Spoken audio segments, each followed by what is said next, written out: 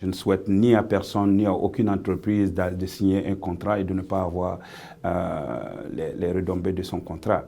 Autrement dit, si c'est la jungle pour tout le monde, on change les règles en cours de route, je ne pense pas qu'il y a quelqu'un qui est gagnant. Au Sahel, comment le Canada se positionne-t-il face au retour du souverainisme économique ? On a des entreprises minières en AES et depuis très très longtemps, c'était des relations parfaites et les choses ont changé, on va dire ça comme ça. Certaines entreprises canadiennes ont eu maille à partir en Afrique de l'Ouest, notamment au Mali, et les autres pays également revisitent la relation avec les entreprises minières, ce qui est normal. Pour le Canada, avoir encore pignon sur rue dans ce domaine des minéraux en Afrique est important. Oui, l'AES est un lieu de revendication de souveraineté, c'est un lieu de revendication d'une certaine souveraineté économique aussi. Alors, c'est une position qu'on respecte en tant que Canadien. On la respecte d'autant plus qu'on sait ce que ça représente quand on doit faire les choses par nous-mêmes. Et avec notre grand voisin, dont je tairai le nom ici, nous aussi, on doit diversifier notre marché, on doit diversifier nos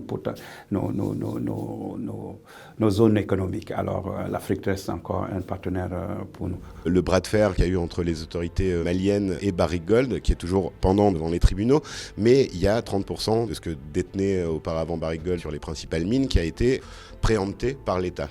On comprend que les Maliens ont décidé de avoir une souveraineté sur certaines parties de leurs entreprises, mais la règle du droit doit toujours s'appliquer. Parce que si l'arbitraire, et je ne dis pas que c'est ça qui s'explique, mais si l'arbitraire doit s'installer dans les relations d'affaires, ce que vous faites à quelqu'un peut vous arriver. Alors, je ne souhaite ni à personne, ni à aucune entreprise de signer un contrat et de ne pas avoir les retombées de son contrat. Autrement dit, si c'est la jungle pour tout le monde, on change les règles en cours de route, je ne pense pas qu'il y a quelqu'un qui est gagnant. Ceux qui défendent la refonte de tous ces contrats miniers disent qu'en fait, l'arbitraire, il était au moment où les contrats ont été scellés, à des moments où en fait les pays africains n'étaient pas en capacité de pouvoir imposer des clauses qui soient profitables pour eux-mêmes. J'ai pas tendance, moi, à réviser, à réécrire l'histoire ou à réécrire les choses. Il faut accepter l'idée que les temps ont changé et que les entreprises doivent revisiter leurs relations avec les différents pays. Et moi, j'ai confiance parce que les entreprises canadiennes sont reconnues pour être les plus socialement responsables. Est-ce qu'en revisitant ou en... Ça fait partie de la conversation en ce moment en Afrique. Vous entendez ce bruit de fond qui est l'Afrique aux Africains, les produits africains aux Africains, les ressources. Il y a des pays qui le font très très bien. Je vais vous citer un, ça va vous surprendre, la Guinée, qui a décidé de passer de l'extraction naturelle au raffinage et à d'autres affaires. Il y a des ajustements qui se font et c'est dans l'air du temps et moi je respecte ça. Mais si la culpabilité et le révisionnisme deviennent les règles transactionnelles ou les règles commerciales, là, il n'y a aucun pays, même ceux qui veulent ça, qui souhaitent que ça leur arrive un jour. Parce que si tu le fais à quelqu'un dans le monde d'aujourd'hui, il va t'arriver la même chose. La RDC et les minerais stratégiques intéressent beaucoup Trump.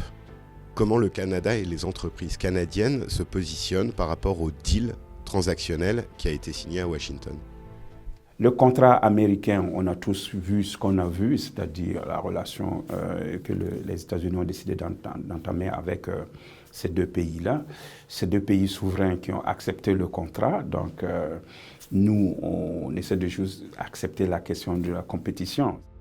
Mais justement, quand on est Canadien et qu'on a l'habitude de faire une diplomatie plutôt discrète et qu'on se retrouve en concurrence directe avec une puissance militaire qui joue les rapports de force et qui déploie de la diplomatie transactionnelle de manière parfois brutale, comment est-ce qu'on fait pour continuer à exister sur un continent qui est crucial ? La question des compétitions sur le continent africain, ça ne se limite pas seulement aux pays dont vous pensez.